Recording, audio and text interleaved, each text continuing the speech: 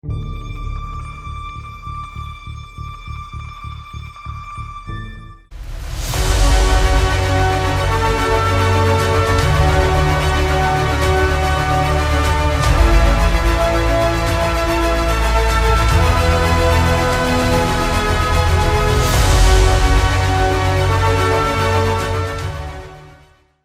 hello, everybody, and welcome to another episode of Average Superstar TV. I'm your host, Loren Lepre. Please give us a subscribe, a like, comment, and share on Facebook. New episodes drop every Monday at 5 a.m. You can also listen to us on Spotify, Amazon, iHeartRadio, and Stitcher. And this week, we have got a special guest. We have got one of the, I'd say, current new bloods of the horror movie community here. You know this guy from his production company, Fuzz on the Lens, and also heavy hand in the Terrifier franchise. So everyone, please give a warm welcome to Michael Leavy. Thank you so much, Loren. I'm happy and honored to be here and really excited to be talking with you today. Well, thank you so much. Yes. So, Mike, I'm sure you have a background similar to mine. There's a lot of us at the horror movies here. Assuming you just automatically grew up loving horror movies, or was that something that hit you later on in life? No, it was really from as far back as I can remember. I had two loves in the film world. It was comedy and horror. And I think you can see a lot of that reflected in my work nowadays. But yeah, grew up just seeing, like everybody else, the Halloweens, the Nightmare on Elm Street, even Leprechaun was a big staple in my house. Seen them through my mom, who's a big horror fan, and my grandfather, who showed me a lot of these films. And me and my brothers just really, loved seeing some of the new stuff that was coming out at that time. Sweet. So, like, you're watching these things when you're growing up with you and your family. Was that like, I want to be involved with the film, or did you kind of think about pursuing something else? And if fate just put you there, you'd go for it, or is this something you always wanted to do? Yeah, it was something I've always wanted to do. As far back as I can remember, really, I always say about 3 or 4 years old, I knew I wanted to make movies. I just didn't know, I guess, what kind of movies, even though I did love horror films and I did love comedy stuff. That kind of took its own path, but I always knew that I wanted to be creating. At first, it was a lot of acting stuff that I was enjoying, and I still do that, obviously. But as I got older, I started to turn a little bit more towards the behind the scenes kinds of stuff. Gotcha. Were you around enough for the video store era? Yes, I was. We used to do, when I became a teenager, me and my friends, we used to go to Blockbuster. Suncoast was one down in Florida. I used to, travel a lot down there, Hollywood Video, things like that. And we used to do bad horror movie nights. So we would find, the poster that looked the most obscure, the most crazy. And every Friday or Saturday night, if there was nothing going on, obviously we were teenagers, so we were too young to go out anywhere really, to the bar and stuff. So we would rent or buy a bad horror movie, which became a really, really fun kind of tradition. And we'd watch like 3 or 4 of them really in a row, and that would be the whole night. We'd laugh, and it was a really great time and a really great memory that I have. So you basically made your own USA Up All Night. Pretty much. Yeah. When I was watching USF all night all by myself, but yeah. Pretty much. Oh, that's great. So were you like in your early 20s when you first took your first stab at a film? Yeah, obviously, we all start off making the short films and school projects and things like that, so I was doing that at a younger age. I actually ran my high school's production television studio. And we would do skits and little sketches and things like that, where I would get the student body or some of the teachers involved. And a lot of those things were like spoofs or spinoffs I started with. But then when I started taking it a little bit more seriously, I was probably, early 20s. And then directed my first feature film, Abnormal Attraction, when I was 24. And that film was a comedy horror, blending my two loves. And it actually started off as a short film, and then we kind of grew it into a feature after talking to a couple of people in the industry, one of which was Robert Englund, who I became friendly with on the set of Fear Clinic. And he says, why are you wasting your time with a short film? He goes, if you want to really make this and you feel confident in it, he goes, just go for the feature, try to find any which way to get it done. So that's what we did. And we got a great cast on that. I got to work with Malcolm McDowell, Academy Award nominee Bruce Davison, Leslie Easterbrook, Tyler Main, just a ton of Gilbert Gottfried, right? Just a ton of really, really awesome people. And I had a blast making that movie. And that, sorry about that. Someone's fired. I know, but yeah, and in that film, you hear me comment once in a while. Jason's character is like my favorite. Like, yeah, Jason did a good job. He played Finbar and definitely stole the show. He was a lot of fun working with him on those. By far, yes. I watched it with somebody, and it wasn't their type of humor, but not even got him and kept laughing. Like, why are you laughing so hard at the character? I'm like, as it freaking rules. I want to spin off of that character. Oh yeah. Everybody's asking about Finbar, and everyone is asking, when there's going to be something coming out that's essentially, focused on him. So we have some ideas, we have some stuff, but obviously we're doing some other things first, and we'll see if we revisit him down the road. Cool. So I always catch your news feed all the time, but I know it's around Halloween time. That's no joke to you guys. So you guys actually have your own haunted attraction, huh? Yes, we do. We started this tradition back when my grandfather was still alive, and started off with building one life-size horror character. So it started off with a Scream, and with my mom and my grandfather, and every year we would add to the collection. It would kind of grow and grow and grow, and it was really just a kind of thing for the community, to let kids come by and enjoy this attraction, have them, feel like how Halloween used to be, and that's kind of how it built and kind of went from there. So me and my brother keep the tradition alive, and we have a blast with it. We get so many people that come through. It's a lot of fun. And so that's been going on has that been going on more than like 10 years for you? Oh, now? Yeah. I don't even know when we started it, but my grandfather died in 2000. He passed away in 2005. So we started this with him before that. So, but I'd say for the last maybe 11 to 12 years, it really picked up some steam. Wow. So you're almost probably a destination point for where you live. People just like, wait, what are they going to do this year? Right. Yeah, for sure. So, and every year we try to do something a little different. We try to add different characters to the display and stuff. So we have a lot of fun with it, and we love doing it. One time we did think about stopping because it's so much, and then we realized we just can't. We have to keep going. So yeah, that has to be. Yeah, that's got to be something. It's like, how do you top every year, right? Yeah. So definitely got to cost you $1 to, put money into it for new items and everything. Oh, without a doubt. Yeah. Yeah. It's like Frank at the Fry Factory, right? I know. He has a great, he puts on a production. He's unbelievable. And everybody should go check out the Fry Factory. It's awesome. We shot a lot of Terrifier 2 there.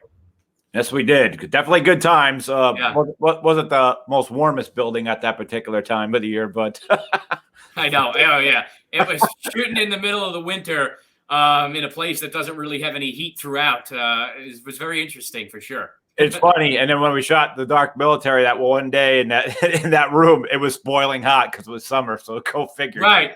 Well, that's what it is. It's like that place, because it's got concrete everywhere, it just holds whatever's there. Whatever temperature it holds. And if it's winter, it's cold. If it's summer, it's hot. And it's just the luck of the draw, I guess, when you're shooting. So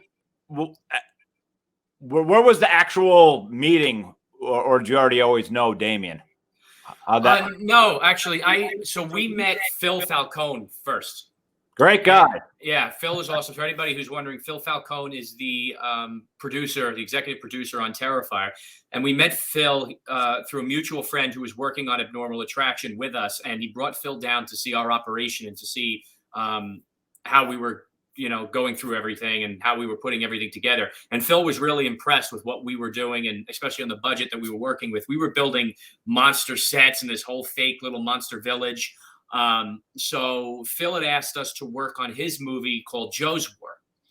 And that movie is good cast: Tom Sizemore, Amanda Sante, the late Ed Asner. So he had a nice little cast of people, and we helped him with a few things on that. And actually his son, Phil's son, was the one who pitched Art the Clown and Terrifier and all this to me. I had never heard of it before, All Hallows Eve and any of that. So All Hallows Eve was already out. Right. It was out by that point. And I had not heard anything about Art the Clown, didn't know anything about it. He's like, no, you got to look into this. It's really cool. My dad, Phil, he goes, is producing the movie and they're getting ready to shoot it. So Phil had said he wanted to bring us on board for, crew and things like that. And then somehow through the whole process, they were looking for, Damien, that is, was looking for someone to play the cops at the end of the movie. And originally Phil says, I think Mike and Steve should do it. And he had me audition, send something to Damien. And to this point, I still hadn't met Damien yet. So we got the parts for the two cops. And then Damien, within like a month, all of a sudden calls me and says, Mike, I got this other part I'm looking to add to the movie of Will the Exterminator. And I think you'd be great for it. He goes, the only thing is you're not going to live. He goes, you're going to die and you won't be a part of, if we do any sequels and stuff. And I said, that's fine. I said, that's cool. If you're not really in a horror movie, if you don't die on screen. Right. So he says, yeah. So we did the whole thing. And I said, if you're still looking for somebody to take the part of the cop that I was supposed to do, I said, my brother has similar acting abilities to mine, if that's still what you're looking to do. So that's how Jason got the part of that. And then really the rest was history. Once we got to set and working on it crew-wise, and we just became like family and brothers. And then obviously went into Terrifier 2 and it's haven't looked back since. So it's been growing relationship and it's been a lot of fun. I was actually just out with him the other night for his birthday and Jason's birthday. We did like a quick impromptu and it's always laughs and you never know what's going to happen. Gotcha. And even as we were just talking about the Fright Factory for the second film, you guys were filming that in Trenton, right? Yeah. And there probably wasn't good heat in there either, was there? No. I feel like Terrifier 2's entire situation was freezing cold and living in the month of October, Halloween, for like really till now. So like 4 years. So it's 3 years, whatever. It's 2 years. Yeah. It's been like, but seriously though, forever. During that movie we were shooting, it was always Halloween, right? And the movie kept going because it's so big. Nobody understands this. And you know this because you were there and you've seen a lot what was going on. It's a big movie. It's so much bigger than the first film. By far. Yeah. And the first film was just contained really to one location, essentially with the pizzeria and a couple of streets. But this film is all over the place in terms of just sets and locations and different places that I think people are going to really, really be blown away when they see it. Absolutely. And I think like, QXTs, a lot of people know because you guys shot there. I think horror movie fans are going to be like chasing these locations. Yeah, I think so. And visiting, and there's some really cool ones for sure. And then obviously there's the ones we built up in Phil's studio space, which when people see what those were, they're going to be absolutely stunned. Yeah. And then, and that, again, plugging Frank, everybody's got to get down to the Fright Factory. Yeah, for sure. Yeah, for all you people that love locations and stuff, and plus we'll just say there's a memory still there, permanent memory that everyone will definitely like. That was awesome. I was a part of putting that up too. Well, yeah. It was. It's probably my handwriting. What's funny about that place is, even though I was there a few times before I pitched it to Damien and he came down, like I was that place was so big. I was like, I am not walking these people through because I don't know where I'm going. I was like, they probably had like Chris, because that was a place you could get lost in there too. I did. I got lost numerous times, but then we shot there for so long, I ended up knowing exactly. Once you But after like a month, I felt, maybe longer, I felt of just being there back and forth. Eventually, it was just like, all right. But still, every so often, you'd kind of get turned around. Yep. And then you might notice a door that you didn't know it was there that you could have went through and been there in 2 seconds. Yeah. Great times. That was super great because I hate slow winters. And when we were shooting in February, it's like, oh, this is great. Let's make stuff go fast. And then you get your COVID break that unplanned. Yeah, that is. I mean, we were going hard, really. We started production in either the end of September, October. I think it was October of 2019. And we were going straight through all the way through Christmas and then to March when everything got shut down. We were up in the middle of nowhere in this little town called Canajoharie, and there was not much cell service. And every once in a while, something would come in that the NBA was shutting down. And then all of a sudden, Tom Hanks has COVID. And we were like, what is going on? Because we were up in our own little world. And then obviously got shut down and had to return back to the city. And, it was a long break, unintended. But, the good thing is Damien was able to, because we had a lot of the movie done, just kind of get things in order for when we were able to finish. Oh, without a doubt, he definitely had time. He definitely had time to go through the footage to make sure he had signed off on it. If anything needed to be reshot, he had enough time. Yep. Yeah. So after, I'm sure you can tell me. You tell me during Terrifier here. Are you writing Stream? So Stream actually was already written. We had been working on Stream right after we shot Abnormal Attraction. And in between doing another film that we did down in Georgia called Penance Lane with John Schneider, the original Bo Duke from Dukes of Hazzard, Danny Roebuck from Matlock and Lost and The Fugitive and all Rob Zombie stuff. Right. He's Grandpa Monster now in the Rob Zombie remake. And then also Scout Taylor Compton. So we were working on that film in between finishing Abnormal Attraction and going into Terrifier, that we were developing Stream. And so we always had a plan that after we were going to finish Terrifier 2, we were going to go into Stream. Luckily, we had most of the money raised before we actually started Terrifier 2. And it was just basically like a formality, like finish Terrifier 2, and then we're all going to go into Stream. But obviously the pandemic hit. So a lot of things kind of got delayed for Terrifier 2, which ultimately delayed some things for Stream. But we were lucky enough in one way that we were able to get some locations that we maybe would have not gotten had the pandemic not happened. So you have to try to look for the silver linings and things. But then at the same token, because we didn't anticipate, right? Nobody did, for this pandemic to happen, that when you're funding and you're getting a budget for a film, you kind of cover everything that you think is your need for the movie. But now you have to add in all these safety protocols, like the COVID compliance officer and all the filters and the PPE and the weekly testing. It's out of this world. Budget went up for everybody. So now it was like, okay, what do we do? So we ended up pulling some money from our post-production, right? Which is the thing to do if you got to, if you want to be able to make the movie and figure it out later, kick the can down the road. So that's where we devised the plan. We says, you know what, let's kind of use this and open up an Indiegogo campaign to let other fellow horror fans have an opportunity to jump on board and be a part of this film and help us get it to the finish line and help us create something new and something special here. So that's what ended up happening with the Indiegogo. That's yeah, dude. I mean, you did really good with that. I mean, yeah. Thank you. Yeah, we did. Very blown away, and just can't thank the fans enough for the support.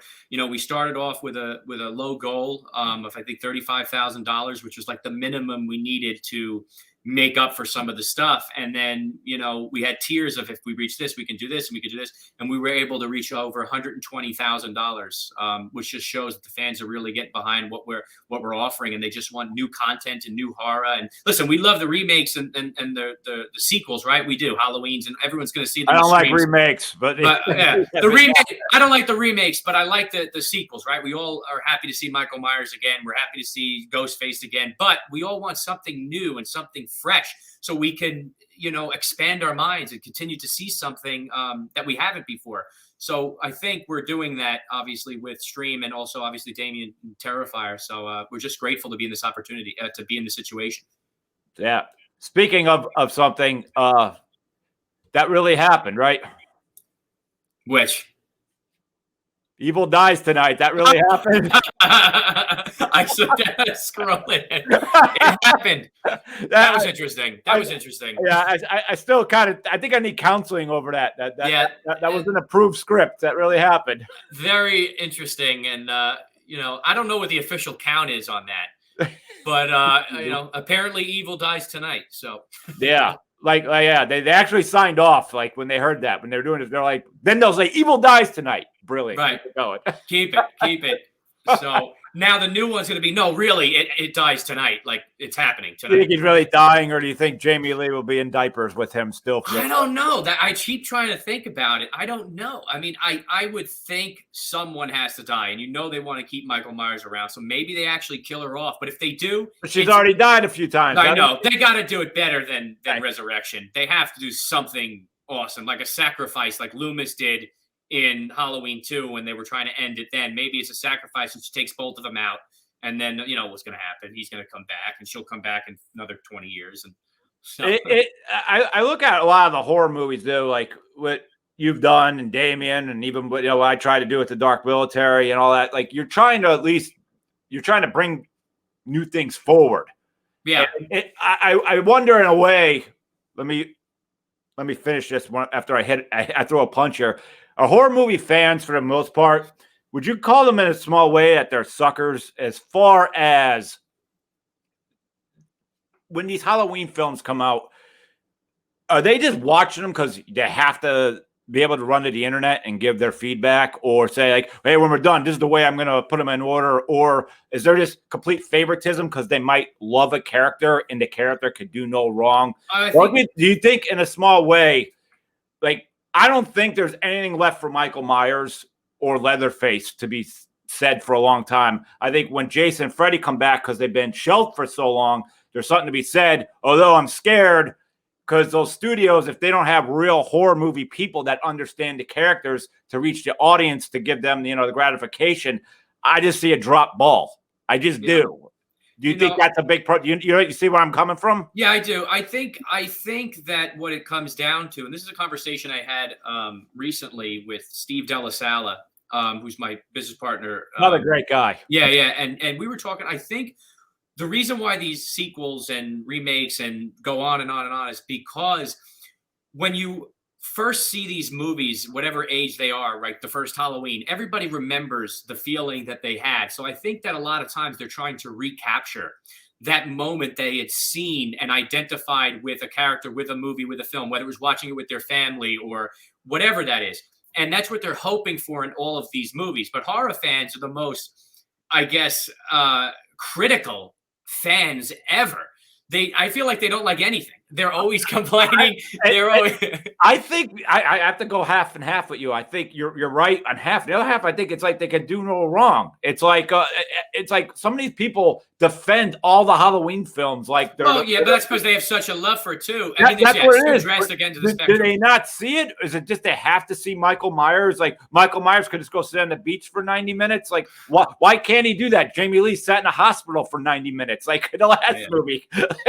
Like, I just don't understand them sometimes, but I don't know. I mean, I'm the same way. I mean, obviously I'm a horror fan, so I fall into that category, and it's just like, yeah, I mean, I'm guilty of a lot of it sometimes too. And it's just, maybe we, and I've done both. I've defended films just because I love the characters so much, and I'm happy and thankful that they're even on screen again. Yeah. But then at the same token, I'll be one of the first ones to, rip into something and criticize it. It's just like, should I even do that? That's the thing with film, is everything is so subjective, and that's what's great about it, and that's also what's scary about it. You can make a movie and think it's awesome, and it doesn't matter. It's really what the audience kind of takes it, and again, because it's so subjective, it can go any which way. Yeah, and you could make it could be great, but it doesn't really matter. It's just how it resonates. That's perfect wording, dude. And they're an odd audience to know where the ball's gonna go. Yeah, I mean, like I said, I think they're the most opinionated, and they study film more than any other fan base, for sure. Maybe the comic book fans, they kind of are close second, but you don't see conventions just about that. You don't see conventions for comedy films or romantic. I mean, now they're starting to do Christmas ones, right, where the Hallmark things, but there's usually not. And the amount of enthusiasm from a fan base for a certain genre, other than horror or the comic book worlds. Yeah. And how about that infamous fire picture we saw of Art the Clown, and then all of a sudden Scream 5, you got that same shot.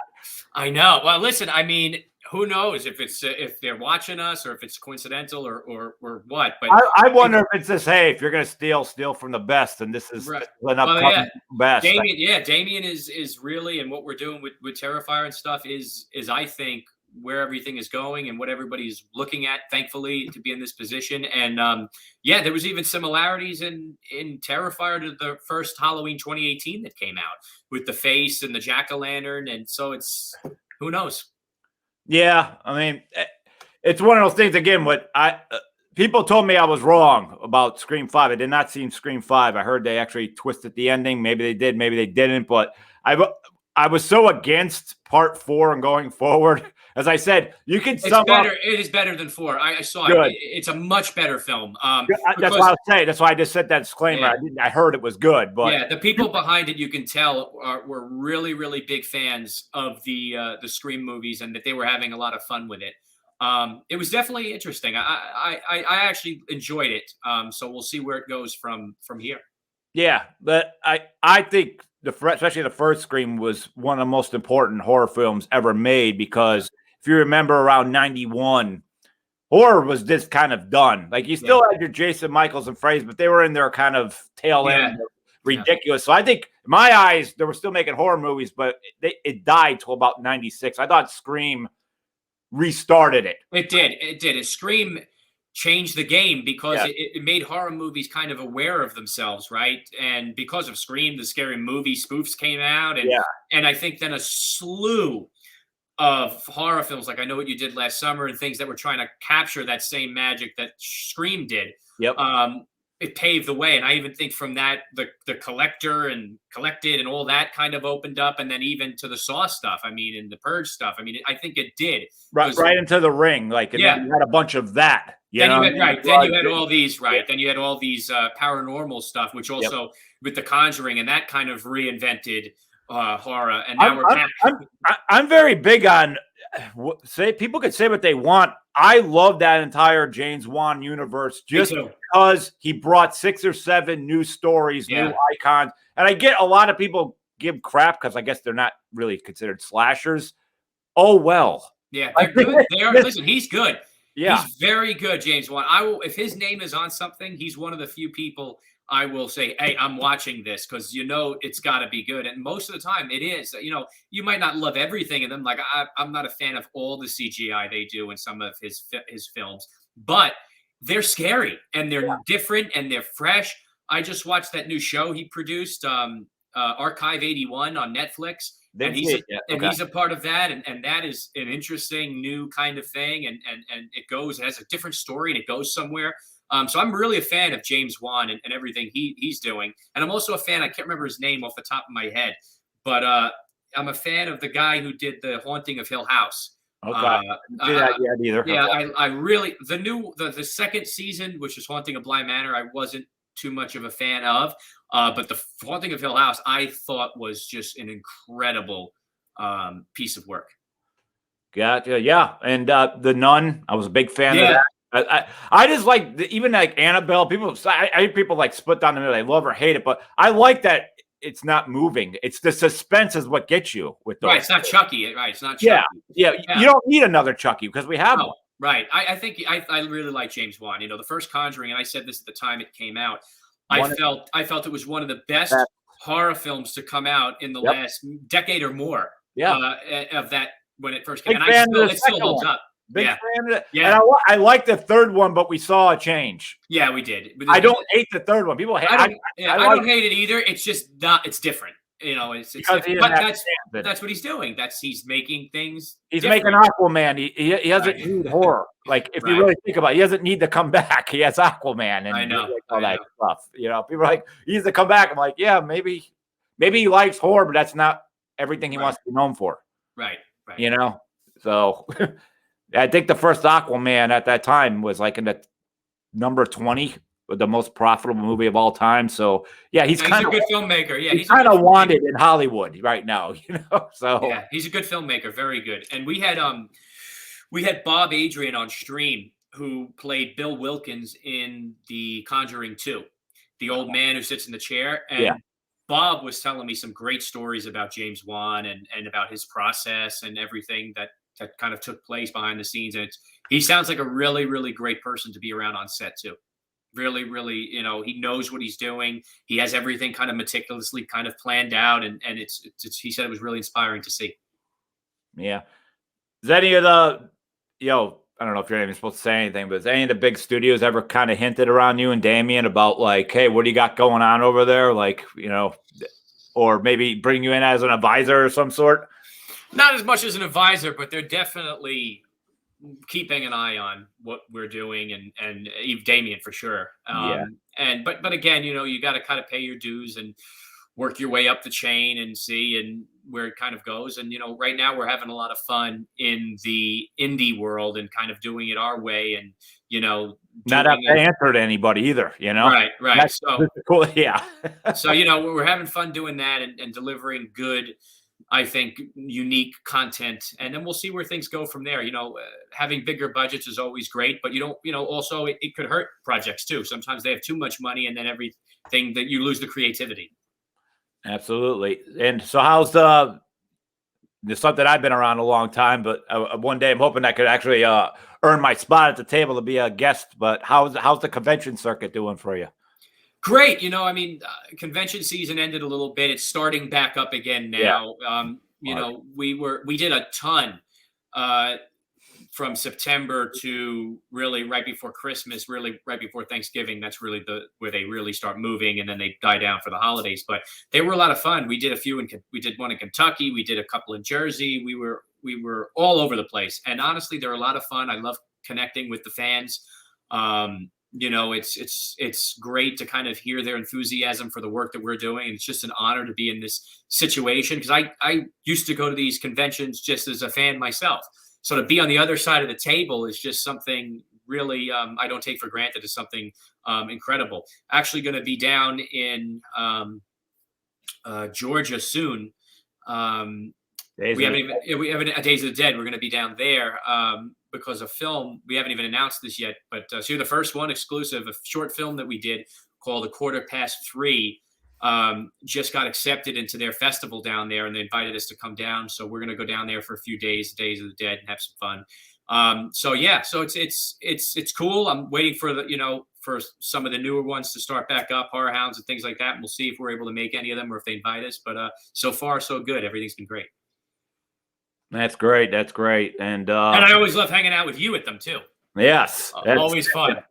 Yeah. That's the schedule clears for conventions is because I look at it being a film guy myself, but I have to put myself in check and call it a perfect divide 50%. I call it, I'm still a fan. I still love, I know a lot of those vendors. I know a lot of the guests. I like going through every vendor's table and just, who knows, might be picking something up that's hanging on the wall here, because it changes so much. But so it's like that little kid in me still, it's okay to still go roam free and have some fun. And at the same time, you're there marketing your own stuff. I'm hanging with you guys. You're trying to get networking. Exactly. Get the balls rolling. Yeah. It's fun. I do it too. I leave the table, when things slow down a little bit, I'll leave where I'm at to look around at the vendors. I enjoy it because, again, I'm a fan first and foremost, and just lucky to be doing what I'm doing in an industry that I've always loved. Yeah. And by far, out of the Terrifier and this everything you guys have done, you've heard me heavily praise this one film, but Halloween 60 is the best thing since Halloween 4 in my eyes, because to me, Halloween died after Halloween 4. Thank you. It went off the rails. So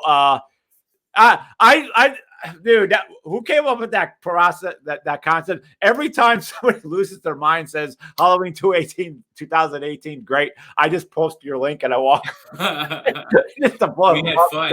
We had fun with that short, or whatever you want to call Halloween it. 60, yeah. Halloween 60 was a blast. It was something that, again, like I said, it comes from that background of all of us loving comedy too. And it was, we seem to think spoofs are like our bread and butter, even though we don't do a ton of them. It's something that we're decently good at, I think. And it just kind of wrote itself. It was just, hey, this is kind of what's going on.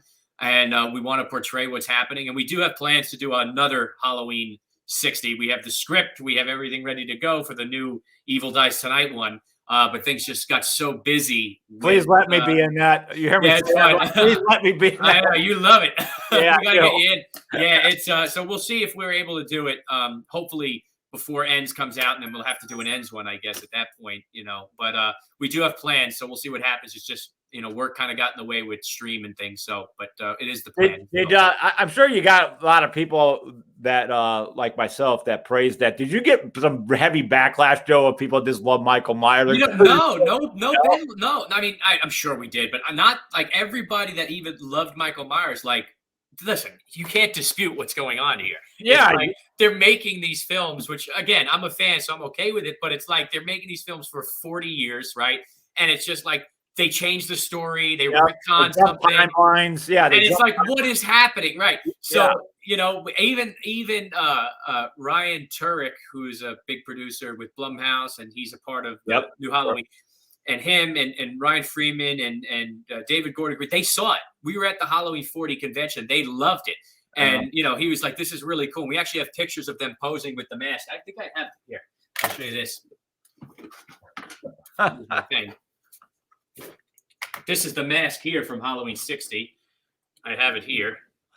Yeah. So this is actually a current, how the first Halloween was Captain Kirk mask, William Shatner, So this is actually from a current mold of William Shatner's face that we had done. So that's why it's actually him now with all the wrinkles and stuff. And then we put the receding hairline and, we put the clothes hanger thing in there. So this is the Halloween 60 mask. Oh, dude, it was the best. It was the best. It was the best on all counts. And yeah. We had fun.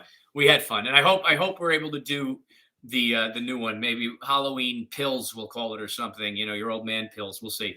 But we do have some really cool things if we can get it done. I want a fist fight in the nursing home. There you go. That's what I want. That's what I think the plot should be about. Yeah, we have some cool, fun stuff. So we'll see if we get to it. Sweet. And what do you got? What's on the plate for 2022? Well, hopefully for Terrifier 2 to come out, right? So that's getting close. Yeah, damn, man, when's it coming out?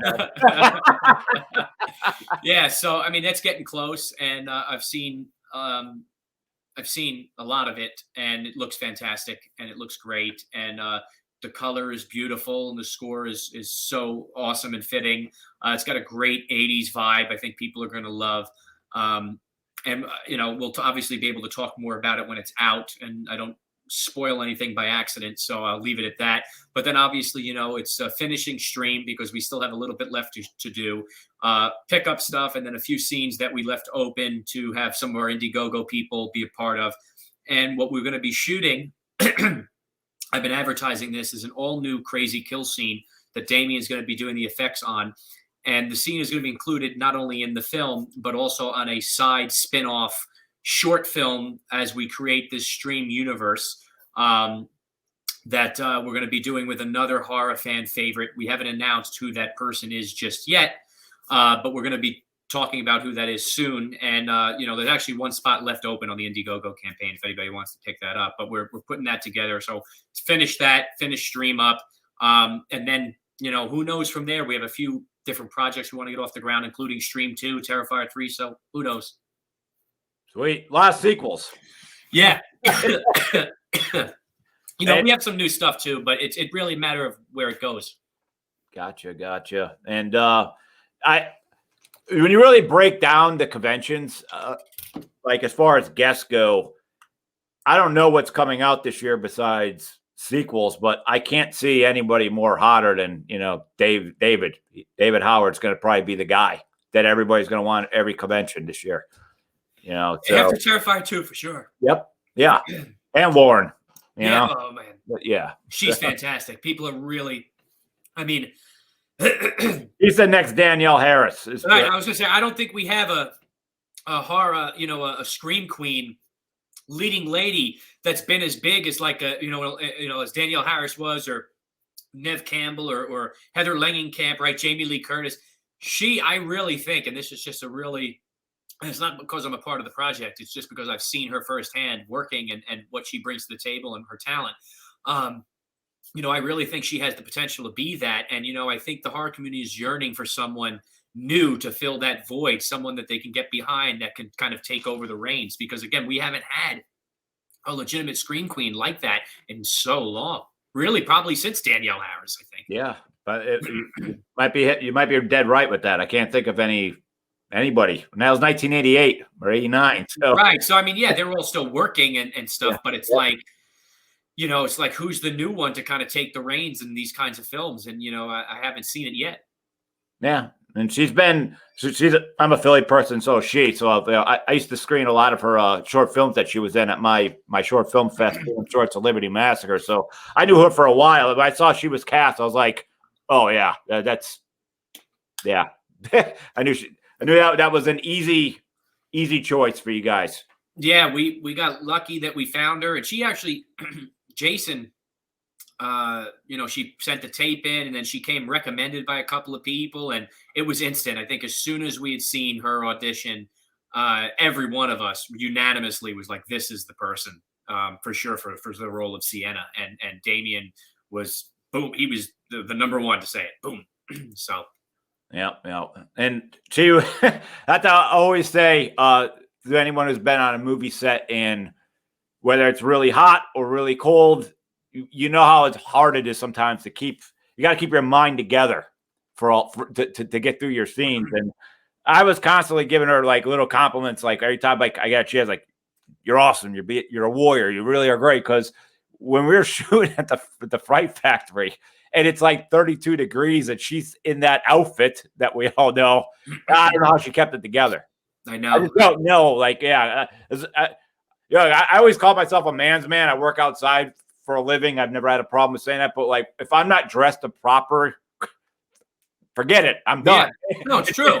Yeah, it's tough. And she was covered in anything that you could be covered in, to make you uncomfortable in that situation. Yeah. And she had barely any clothes on other than that costume. And she was a trooper, and she held it together, and she delivered on a great performance. Again, because of all of those things put together, I think people are really going to get behind Sienna in this film. Damien has gone on record saying the first movie was an introduction to this universe and Art the Clown. This movie is totally Sienna's movie, even though Art is 100% in it. And, the audience will not get skimped out by the kills or Art or any of that. It's totally driven by Sienna. Absolutely. Yeah. Yep. Well, I'm excited. Like a lot of people. So I'm happy to have my little, parts of it where I got to see and kind of know some things. But all in all, I always say I don't really know the script. I don't know the whole story. And if I was offered to read it, I wouldn't read it. I want to. Yeah, you want to see it. I want to watch it as is. I did that with the first movie, even though I was a part of it and stuff. There were certain things that I didn't know, and I kept it that way because I wanted to be surprised. Obviously, the second one's a little different because I'm so heavily involved with it. Just from a production standpoint, more so than the first one, obviously. So it's a little different, but I definitely advise anybody who, don't look into the spoilers if they come out. Don't look into even the trailers. Just kind of go into it and see what happens, because I think you'll appreciate it much, much more and be blown away. All right. Well, Mike, I'm going to thank you so much for coming on. Thank you for having me. This was fun. We've been trying to schedule this for a little bit, but we finally made it happen. Yeah, that's all it is. I'm on this stuff every day. So hopefully I'll start getting more of your brothers and sisters of the Terrifier family on. Been talking to David already, but feel free to plug anything that you got coming up. Go for it. Floor is yours. So again, guys, obviously Terrifier 2 is coming out. Check out the stream Indiegogo. It's still running in demand right now, so there's still a couple of perks before we end it if you want to pick anything up. Stream has a great cast of different horror icons, Jeffrey Combs, Danielle Harris, Tim Reed, Tony Todd, Dee Wallace, Mark Holton, Felissa Roche, Dave Sheridan, just name a few. David Howard Thornton's in it. Really, really fun film, so you can be a part of that and help us get it to the finish line. And then also 2 films that just got released that I was a part of. Dark Offerings, that was directed by Marcus Slabine. It was a film that we shot in the middle of the COVID-19 pandemic, totally socially distant, all done virtually. It was an interesting kind of process to do that. So that is now available on Amazon Prime. And then also a movie that I was talking about earlier called Penance Lane, which is Tyler Maine's movie, a.k.a. Michael Myers from Rob Zombie's films.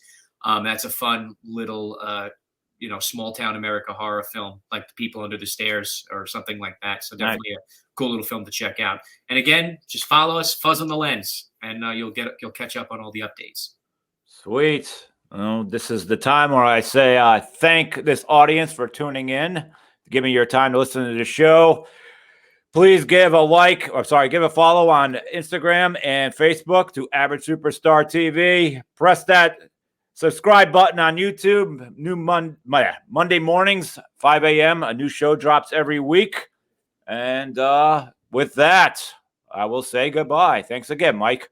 Thank you, Loren. Good talking with you.